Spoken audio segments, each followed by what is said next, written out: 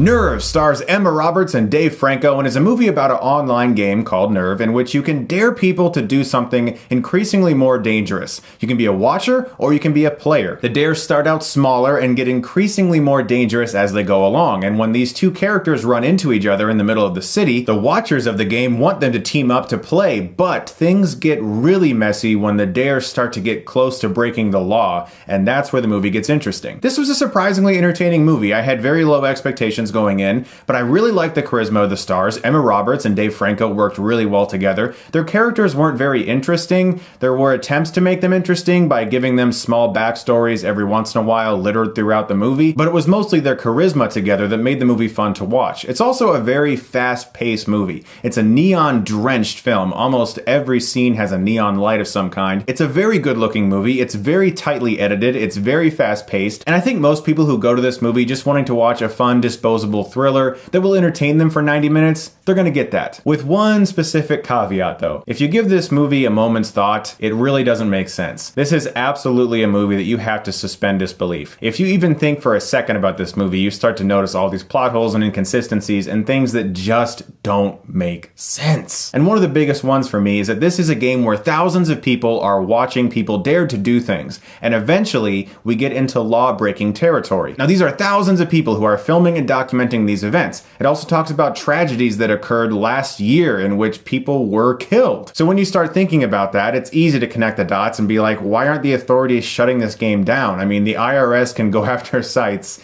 that have torrents of movies and music. A game where people are dying and thousands are watching and filming it seems a little hard to believe. A movie that went for a similar scenario was David Fincher's The Game, starring Michael Douglas, and it did it in a much better way. The movie also has a soundtrack that for me was very 50-50. Sometimes I really liked the electronic pulsating beats the soundtrack had, but then there were other scenes where it was very much so, this music tells you how to feel. Feel this way right now. Tons of montages where the music would be sad, and now we're supposed to feel sad, or the music would be really upbeat, and now we're supposed to feel upbeat. Instead of the characters and the dialogue allowing us to feel this way, it was very much so soundtrack telling us how to feel. And that happens a lot in movies like this, and it's not really that big of an issue. I think most people will totally look past that, but from a filmmaking standpoint, the music is very aggressive in this movie, and it's almost a character in its own right. My biggest issue with this movie, though, I can't really get into unless I warn you about spoilers, so what I'm gonna do is I'm gonna grade this movie, and then I'm going to tell you what my biggest issue with this film is, and if you haven't seen it yet or you don't care, then you can know. I'm gonna give Nerve a B-. Okay, so spoiler warning, because this movie's been out for a few days, and it's one of those things where I have to discuss it because it is my biggest issue with this movie, but it is a spoiler, so spoiler warning. Here we go.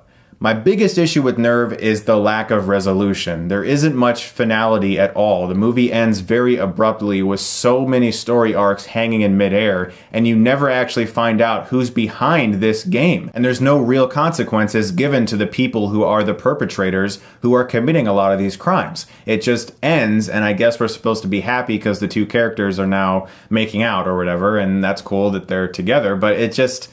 I wanted some finality. But there's also another side to that coin, and that is that a lot of times on the internet when people commit crimes, they stay hidden very well because of how anonymous it is. Still, it's hard to believe because thousands are watching and filming these events. So I wanted some consequences, I wanted some finality, I wanted some sort of resolution. It felt very abrupt the way it ended. So those are my thoughts on Nerve. Perfectly entertaining, watchable movie with two good leads, and I think most people will probably really enjoy it, even though it takes a lot of suspension of disbelief.